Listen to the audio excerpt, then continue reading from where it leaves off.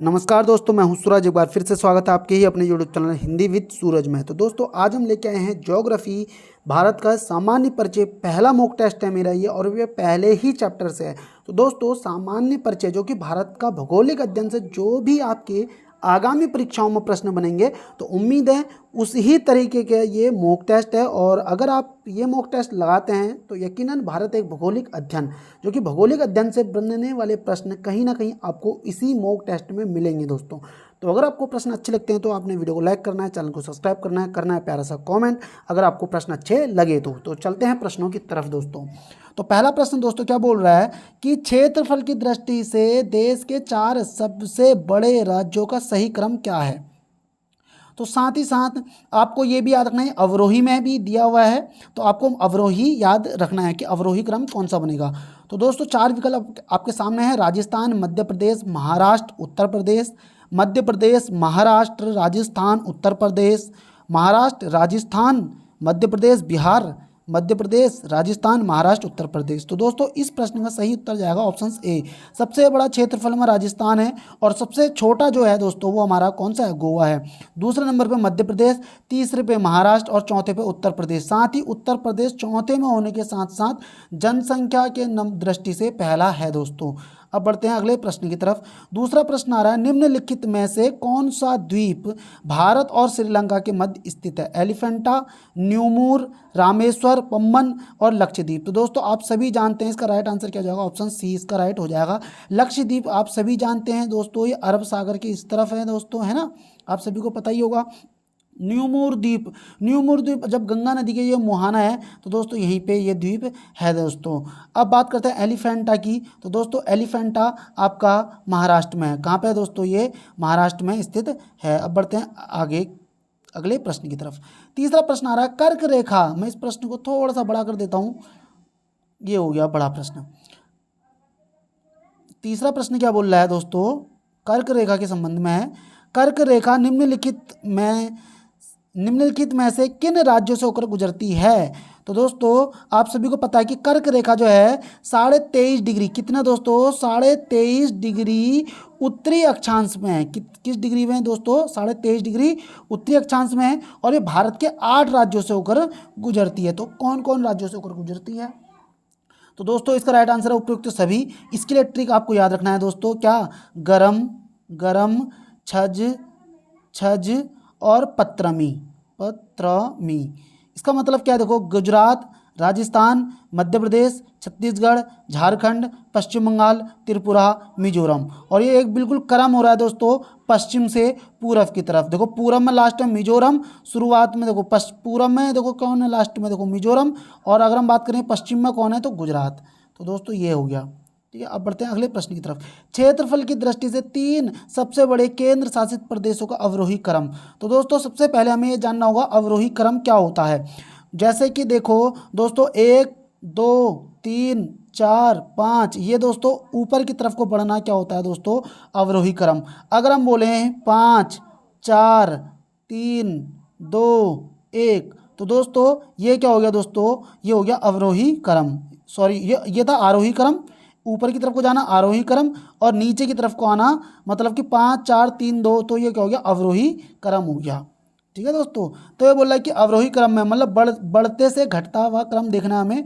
तो कौन सा इसका राइट आंसर है, ऑप्शन सी इसका राइट आंसर है। सबसे बड़ा केंद्र शासित प्रदेश अगर क्षेत्रफल की दृष्टि से देखें, लद्दाख। दूसरे नंबर पे दोस्तों क्या है, जम्मू कश्मीर। तीसरे पे अंडमान निकोबार। साथ ही साथ आप याद रखना दोस्तों क्या, कि सबसे छोटा जो केंद्र शासित प्रदेश है क्षेत्र की दृष्टि से वो है लक्षद्वीप।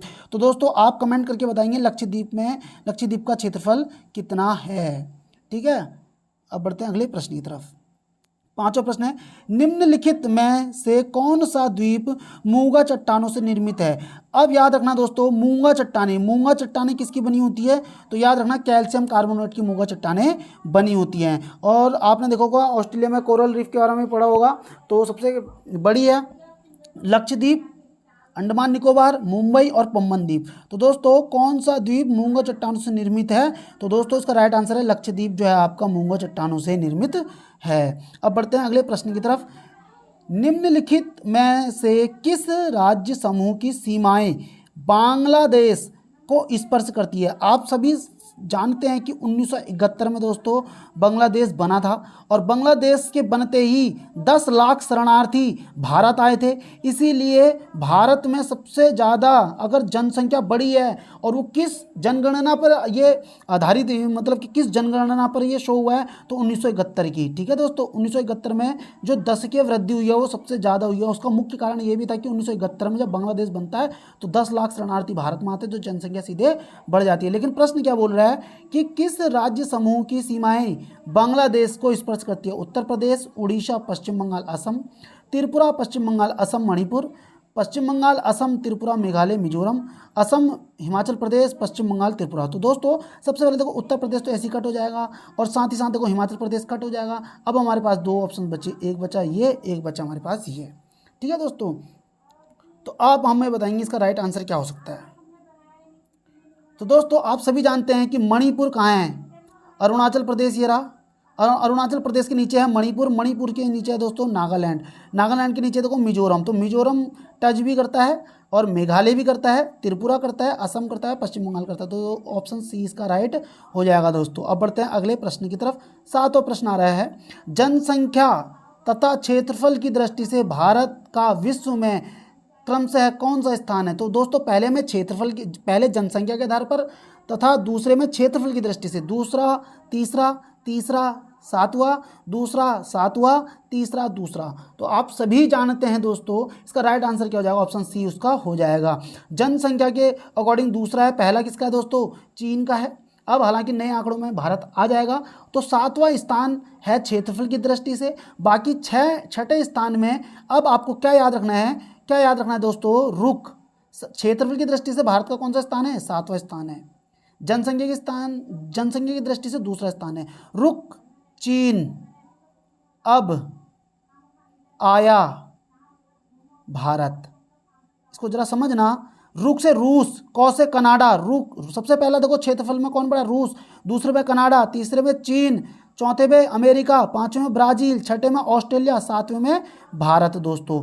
अब एक और चीज़ याद रखना, जनसंख्या जो भारत की है वो विश्व की जनसंख्या का 17.5% भारत में निवास करता है। वहीं अगर हम क्षेत्रफल की बात करते हैं तो जो भारत का क्षेत्रफल है 2.4%, विश्व के कुल क्षेत्रफल का 2.4% तो भारत में है और जनसंख्या का 17.5% जनसंख्या जो है वो भारत में है। अब मैंने आपको प्रतिशत में बता दिया और नंबरों में भी बता दिया। अब बढ़ते हैं अगले प्रश्न की तरफ। 8वां प्रश्न आ रहा है, नेपाल के पड़ोसी भारतीय राज्यों का सही युग्म? असम, बिहार, उत्तर प्रदेश, छत्तीसगढ़, सिक्किम, नागालैंड और सिक्किम और बिहार। तो दोस्तों किसकी बात कर रहा है ये? नेपाल की ये बात कर रहा है। अब आप मुझे बताएंगे दोस्तों उसका राइट आंसर क्या हो जाएगा? तो उसका राइट आंसर हो जाएगा ऑप्शन डी। देखो असम तो कहीं से कहीं लगेगा नहीं, उत्तर प्रदेश अगर लगता भी है मान लो तो छत्तीसगढ़ नहीं लगता, सिक्किम अगर लगता है तो नागालैंड नहीं लगता। तो उसका राइट आंसर हो जाएगा ऑप्शन डी। अब बढ़ते हैं अगले प्रश्न की तरफ। 9वां प्रश्न आ रहा है, संपूर्ण विश्व के क्षेत्रफल में भारत का भूभाग लगभग कितने प्रतिशत है? 1.50, 2.40, 3.50, 16.00। तो दोस्तों 2.40 उसका राइट आंसर हो जाएगा।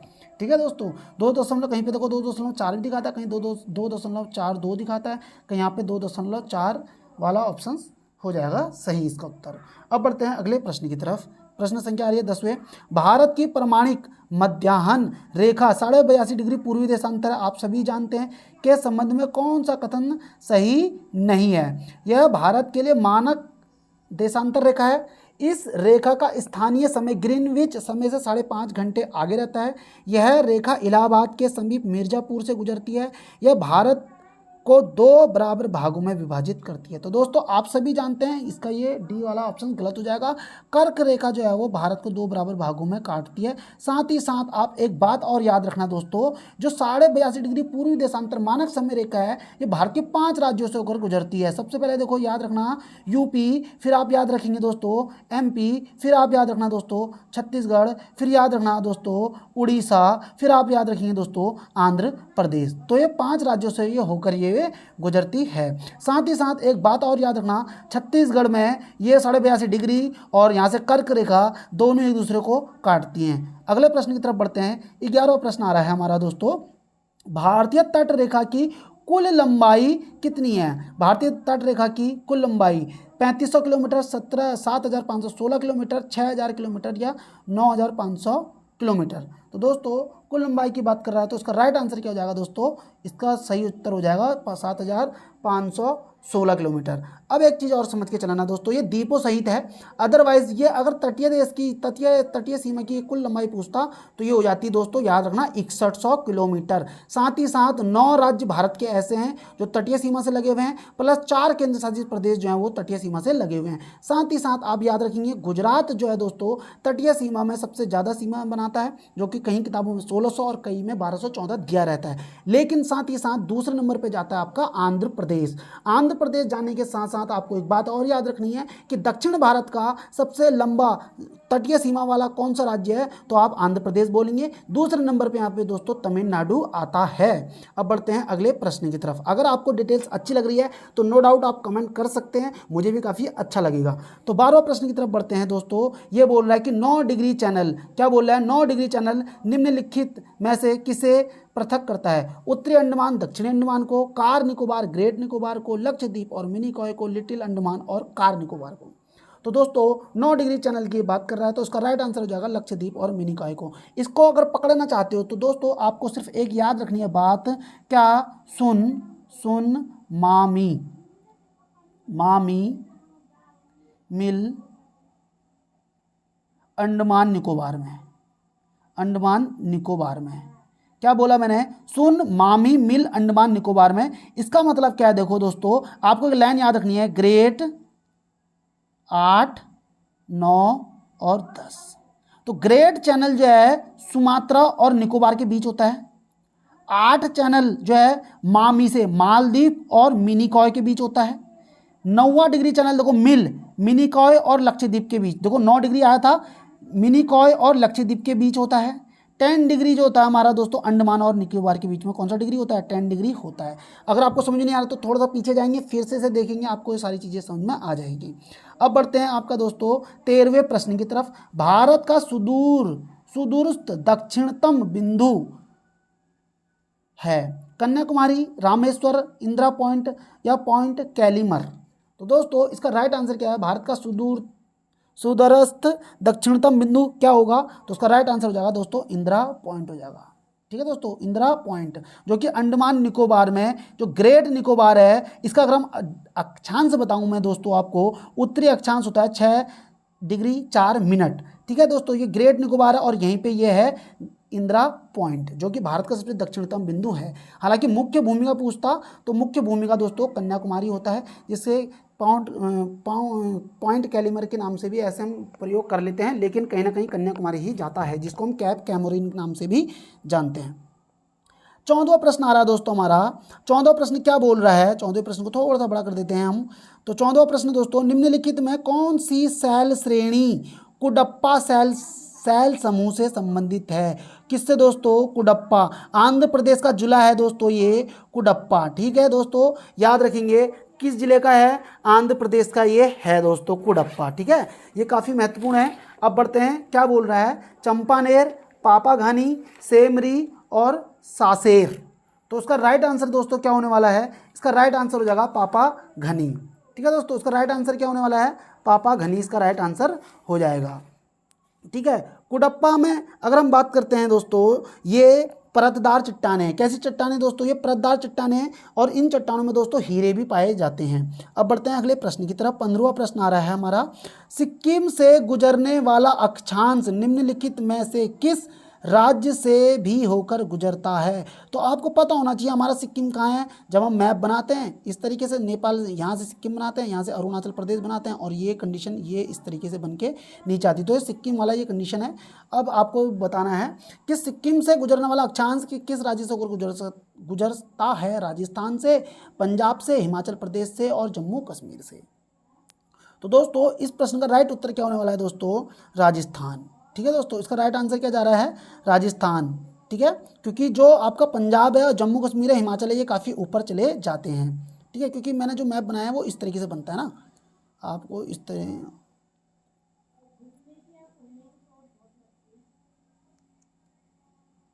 तरीके से बना होता है ना, इस तरीके से तो दोस्तों ये इस तरीके से ये कंडीशन है, तो ये यहाँ से जाएगा तो ये देखो उधर ये राजस्थान हो जाएगा, ये पंजाब ऊपर है, हिमाचल भी ऊपर है और जम्मू कश्मीर भी काफ़ी ऊपर है दोस्तों। अब बढ़ते हैं अगले प्रश्न की तरफ। 16वां प्रश्न है दोस्तों, निम्नलिखित भारतीय नगरों में से कौन सा सबसे अधिक पूर्व की ओर अवस्थित है? तो ये दो दिशाएं, ये उत्तर होता है, ये दक्षिण होता है, ये पूर्व होता है और ये पश्चिम होता है। हैदराबाद, भोपाल, लखनऊ और बेंगलोर। तो दोस्तों सबसे पूर्वी की ओर अधिकतर ज़्यादा जो बता रहा है, तो उसका राइट आंसर क्या होने वाला है दोस्तों? तो आप सभी को बता दूं, इसका राइट आंसर हो जाए हैदराबाद। ठीक है दोस्तों, तेलंगाना। ठीक है, अब बढ़ते हैं अगले प्रश्न की तरफ। निम्नलिखित में से किस भारतीय राज्य की सीमाएं भूटान के साथ नहीं मिलती? सिक्किम, मेघालय, अरुणाचल प्रदेश और पश्चिम बंगाल। तो दोस्तों भूटान से कौन सी सीमा नहीं मिलती है? आप सभी समझ गए होंगे, ये मेघालय की नहीं मिलती है। अगर आपको मैप का ज्ञान है तो आप एकदम समझ जाएंगे दोस्तों। कैसे समझ जाएंगे, मैं आपको मोटा मोटा बता देता हूँ कि कैसे। देखो दोस्तों, ये सिक्किम बना और ये अरुणाचल प्रदेश बन गया और ये ऐसे करके ये इस तरीके से ये ऐसे बन गया। और देखो इधर, ये देखो पश्चिम बंगाल इधर जाता है, ये इस तरीके से पश्चिम बंगाल बनता है इस तरीके से। और यहाँ से देखो असम घूमता है और असम के ही अंदर दोस्तों मेघालय होता है। तो मेघालय का भूटान से लगने का कोई भी संबंध नहीं बनेगा। तो इसका राइट आंसर क्या हो जाएगा दोस्तों? ऑप्शन 20 का राइट हो जाएगा। अब बढ़ते हैं 18वें प्रश्न की तरफ। प्रश्न समय हमारा अभी तो बहुत कम ही हुआ है। निम्नलिखित राज्यों, भारतीय राज्यों का कौन सा युग्म म्यांमार की सीमा को स्पर्श नहीं करता? तो आप सभी को पता होना चाहिए दोस्तों, म्यांमार कहाँ है हमारा? म्यांमार इधर है। और म्यांमार और भारत के विभाजन की रेखा कौन सी है? हिमालय पर्वत, जिसको हम किस नाम से जानते हैं? अराकान योमा के नाम से जानते हैं, जो कि अंडमान एंड निकोबार द्वीप समूह जो है वो हिमालय का ही हिस्सा है या अराकान योमा का ही एक उभरा हुआ भाग है। अब बोल रहा है कि म्यांमार को स्पर्श नहीं करता है, तो मणिपुर और मिजोरम, अरुणाचल प्रदेश, नागालैंड, उपयुक्त सभी और उपयुक्त में से कोई नहीं। कौन सा राज्य म्यांमार की सीमा को स्पर्श करता है? तो दोस्तों इस प्रश्न का राइट आंसर क्या हो जाएगा? ऑप्शन सी, उपयुक्त सभी करते हैं। क्यों करेंगे? तो आप सभी जानते हैं दोस्तों, ये आपका अरुणाचल प्रदेश रहा, इसके नीचे मणिपुर आ जाएगा, इसके नीचे नागालैंड आ जाएगा, यहीं पे दोस्तों मिजोरम आ जाएगा। और यहीं को जब अरुणाचल म्यांमार है तो आप सभी समझ रहे होंगे, तो ये तो मिलेगा ही, अरुणाचल प्रदेश भी, मणिपुर भी, नागालैंड भी, मिजोरम भी। तो बढ़ते हैं अगले प्रश्न की तरफ। भारतीय मानक समय एवं ग्रीनविच माध्य समय, जो कि लंदन से गुजरता है, जिसको हम 0 डिग्री देशांतर बोलते हैं, ठीक है दोस्तों, में कितना समय का अंतर है? 4.5 घंटे, 5.5 घंटे, प्लस दिखा रहा है -5.5 घंटे, -4.5 घंटे। तो दोस्तों इसका राइट आंसर क्या हो जाएगा? आप सभी जानते हैं, ऑप्शन 20 का राइट होगा। 5.5 घंटे हमारा समय आगे है। क्यों आगे है? याद रखना, 0 डिग्री देशांतर से पूर्व की ओर जाने पर समय क्या होता है? बढ़ता है। पश्चिम की ओर जाने पर समय क्या होता है दोस्तों? घटता है। पृथ्वी पश्चिम से कहाँ को घूमती है? पूर्व की ओर घूमती है। और भारत भी 0 डिग्री देशांतर से कहाँ को है दोस्तों? पूर्व की ओर है। और कितना डिग्री देशांतर है? 82.5 डिग्री। और 1 डिग्री को जब पार करने में दोस्तों 4 मिनट का समय लगता है, तो दोस्तों 82.5 डिग्री को 4 पार करने में हमारा 330 मिनट का समय लगता है। 330 मिनट बोले तो 5.5 घंटे होते हैं। अब बढ़ते हैं अगले प्रश्न की तरफ। 20वां प्रश्न आ रहा है, भारत तथा पाकिस्तान के मध्य सीमा रेखा एक उदाहरण है। अध्यारोपित सीमा का, पूर्ववर्ती सीमा का, अवशिष्ट सीमा का, परवर्ती सीमा का। भारत और पाकिस्तान के मध्य। तो दोस्तों आप सभी समझ रहे होंगे इस प्रश्न को। इसका राइट आंसर क्या हो जाएगा दोस्तों? ऑप्शन ए, अध्यारोपित सीमा का। अब एक चीज़ और याद रखना, भारत और पाकिस्तान के बीच में, जैसे कि आप सभी जानते हैं, रेड क्लिफ है, लेकिन कहीं ना कहीं आपने सुना होगा POK, पाक ऑक्युपाइड कश्मीर भी होता है ना। वैसे ही जैसे POK है, और इनके रोकथाम के लिए एक और चीज़ बनी हुई है, LOC, लाइन ऑफ कंट्रोल, जो कि भारत और पाकिस्तान के बीच में है। वैसे ही LAC है दोस्तों। क्या है दोस्तों? LAC, भारत और चीन के बीच में, जिसे बोलते हैं लाइन ऑफ एक्चुअल कंट्रोल। ठीक है दोस्तों, तो LAC किसके बीच में है? भारत और चीन के लिए है। और LOC भारत और पाकिस्तान के बीच में बनी हुई है। इस चीज़ को आप आगे से याद रखना। 21वां प्रश्न आ रहा है, 8 डिग्री चैनल निम्नलिखित में से किसको पृथक करता है? 8 डिग्री चैनल अगर आपको याद हो, सुनमामी मिल अंडमान निकोबार में, ग्रेट चैनल 8, 9, 10। ठीक है, तो भारत और श्रीलंका से, मिनिकॉय और मालदीव से, अंडमान और निकोबार द्वीप समूह से, इंदिरा पॉइंट को इंडोनेशिया से। तो दोस्तों इस प्रश्न का राइट उत्तर क्या हो जाएगा? आप सभी को पता है, ऑप्शन बी दो, इसलिए मैंने क्या लिख दिया था, देखो मामी, माँ और मी, ग्रेट चैनल 8, 9, 10, सुन मामी मिल अंडमान निकोबार में। तो आपको ये याद करना बहुत ईजी हो जाएगा। 22वां प्रश्न है दोस्तों, क्या बोल रहा है, निम्नलिखित में से कौन सा शहर दिल्ली के सबसे समीप देशांतर पर स्थित है। कौन सा शहर, बेंगलोर, हैदराबाद, नागपुर और पुणे। बहुत अच्छा प्रश्न बना है, बहुत अंदर से। निम्नलिखित में कौन सा शहर दिल्ली के सबसे समीप देशांतर पर स्थित है। ये रहा दिल्ली का देशांतर मान लेते हैं, और ये बात कर रहा है बेंगलोर, हैदराबाद, नागपुर और पुणे। तो दोस्तों इसका राइट आंसर क्या हो जाएगा, इसका राइट आंसर है बेंगलोर। बताओ, बेंगलोर में कोई जाने की भी नहीं सोचेगा, वो कहाँ पर है, बेंगलोर कर्नाटक में है दोस्तों। अब बात करते हैं अगले प्रश्न की, 23वें प्रश्न, निम्नलिखित में से किस देश की भारत के साथ सबसे लंबी स्थलीय सीमा है। चीन के साथ, नेपाल के साथ, पाकिस्तान के साथ और बांग्लादेश के साथ। तो दोस्तों आप सभी जानते होंगे सबसे ज़्यादा लंबी सीमा किसके साथ है दोस्तों, तो हमारी बांग्लादेश के साथ है। कितनी है बांग्लादेश के साथ, तो इसका मैं आपको बता देता हूँ, 4096 किलोमीटर सबसे ज़्यादा होती है। और भारत के पड़ोसी देश कितने हैं दोस्तों, तो याद रखना 7 देश हैं। कितने देश हैं, 7 देश हैं। इसको लिख देना बचपन, कैसे लिखेंगे, बचपन MBA। इसका मतलब क्या है, सबसे लंबी सीमा तो बांग्लादेश की है, फिर दूसरे नंबर पे चीन की, फिर तीसरे नंबर पे पाकिस्तान की, चौथे में नेपाल की, और हम बात करते हैं 5वें की म्यांमार की, छठे में भूटान की, 7वें में अफगानिस्तान की। तो विकल्प में बांग्लादेश दिया तो 4096 किलोमीटर है। दूसरे में देखो यहाँ पे चीन दिया हुआ है, तो चीन का याद रखना दोस्तों 3488 किलोमीटर। ठीक है दोस्तों। और तीसरे में दोस्तों पाकिस्तान है, तो इसका दोस्तों सही उत्तर क्या होता है, तो इसका होता है 3323। कितना होता है दोस्तों, 3323 किलोमीटर। सातवें में आता है आपका चौथे नंबर पे नेपाल, 1751 किलोमीटर। तो नेपाल तक हम कर चुके हैं। तो मैं आपका म्यांमार का भी बता देता हूँ दोस्तों, 1643 म्यांमार होता है। भूटान की अगर हम बात करते हैं तो 699 भूटान होता है। और अफगानिस्तान की बात करते हैं तो किसी किताबों में 99 और किसी किताबों में 106 दिया रहता है। तो हम 106 की तरफ जाएंगे दोस्तों। अब बढ़ते हैं अगले प्रश्न की तरफ। तो इसका राइट आंसर क्या था दोस्तों, बांग्लादेश का राइट आंसर था। 24वें प्रश्न की तरफ। डिटेल्स अगर आपको अच्छी लग रही है तो वीडियो को लाइक करके जाना। भारत के किस प्रदेश की सीमा 3 देशों क्रमशः नेपाल से, भूटान से और चीन से मिलती है। अरुणाचल प्रदेश, मेघालय, पश्चिम बंगाल, सिक्किम। भारत के किस प्रदेश की सीमा 3 देशों से, नेपाल से भी, भूटान से भी, चीन से भी मिलती है।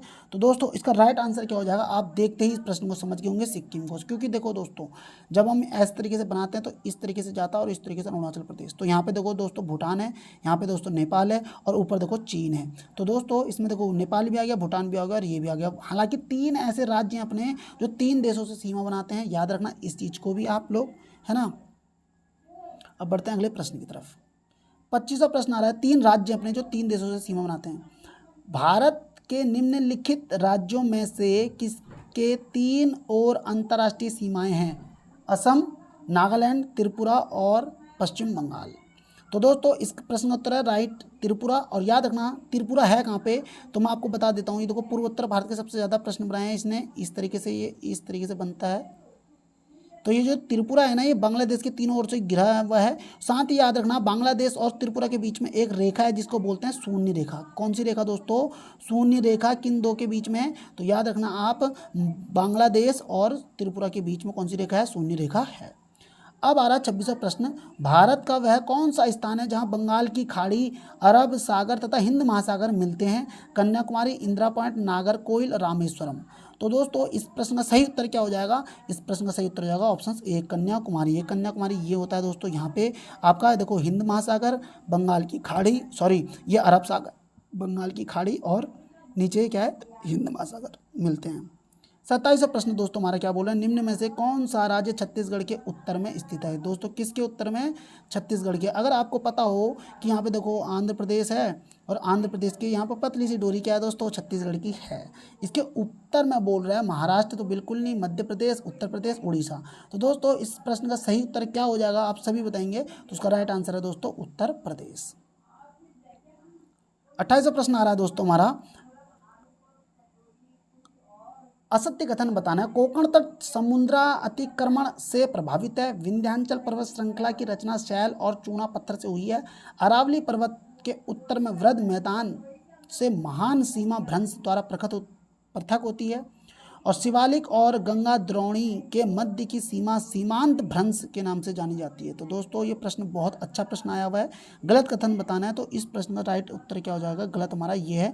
बाकी आप इसको देखो ढंग से पढ़ेंगे, कोंकण तट जो कि अपना केरल वाला, गोवा केरल वाला आसपास है, समुद्र अतिक्रमण से प्रभावित है। विंध्याचल पर्वत श्रृंखला की रचना मुख्यतः सैल से और चूना पत्थर से हुई है, बिल्कुल सही बात है। और विंध्याचल पर्वत श्रृंखला भारत को, उत्तर भारत और दक्षिण भारत को 2 बराबर भागों में काटती है।